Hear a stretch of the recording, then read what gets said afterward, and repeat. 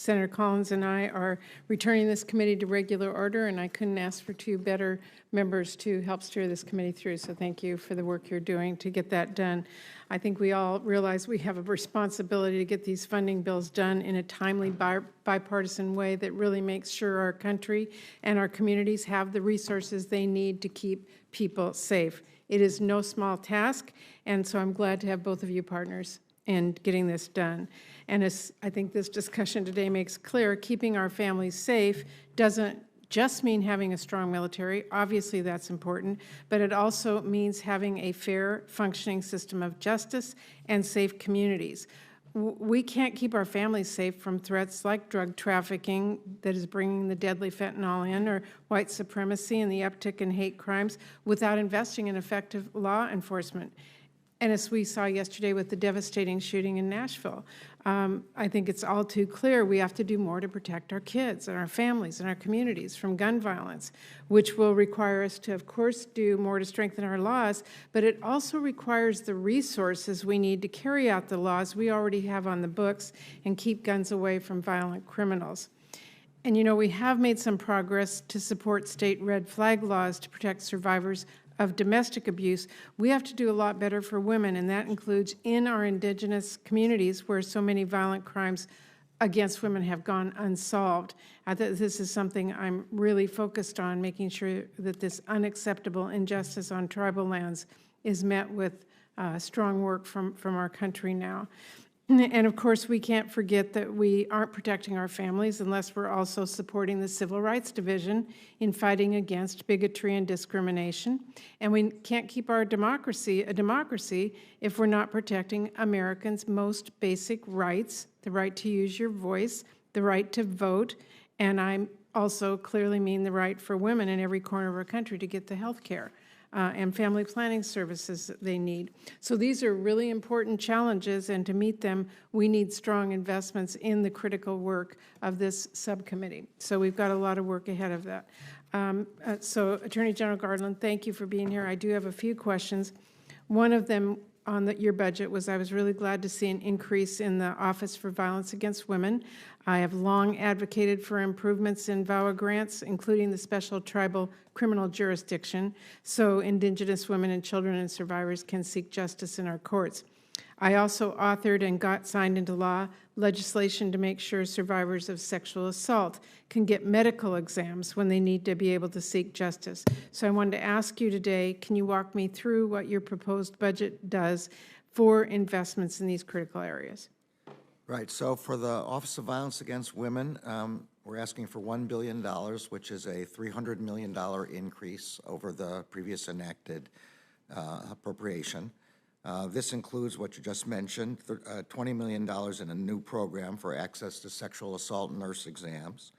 It includes $147 million for reducing the DNA backlog for rape kits.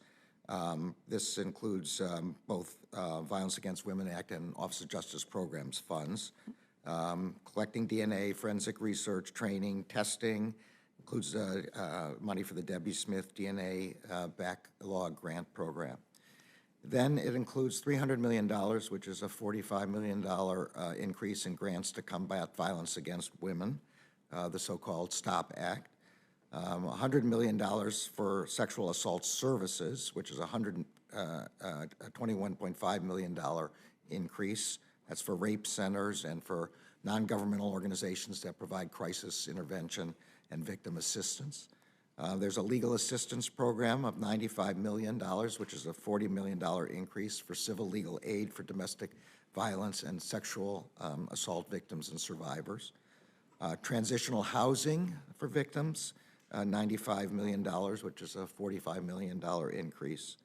I mean, there are many more aspects of the program, but those are big numbers. I really appreciate that, and I appreciate the focus on that, and I think those are critical investments that we need to really strongly consider in this committee. Senator Moran asked you about fentanyl from sort of a policy perspective. Can I ask you, since this is something we're all concerned about, what is in the President's budget to address the opioid crisis? Yeah, so obviously there's two sides of this, as you correctly said. One side is the law enforcement side, and the other is our effort to deal with opioid addiction and abuse and to make people whole and to help them survive.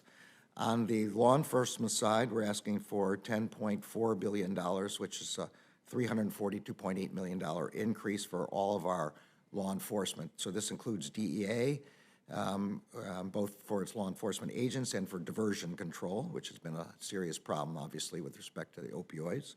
Marshal Service, the FBI, which includes particular targeting of fentanyl and opioid trafficking on the dark web.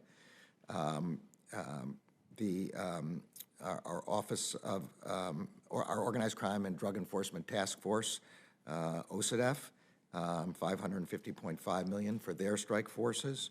The Criminal Division and the Civil Division, both of which provide law enforcement on both the criminal and the civil side. And then grants for the Bureau of Justice Assistance and the cops for anti-heroin and anti-meth.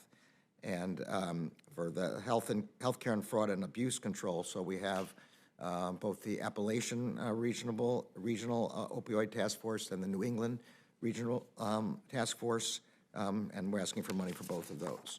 Okay, and my time is out, but I'll just say this to this committee as well, that we all want to make sure that we're doing everything we can with the opioid crisis. We need to have a strong budget capability to invest in these programs. They are a critical part of dealing with this crisis. Thank you. Thank you, Senator Murray. Senator Collins. Thank you, Madam Chair. Mr. Attorney General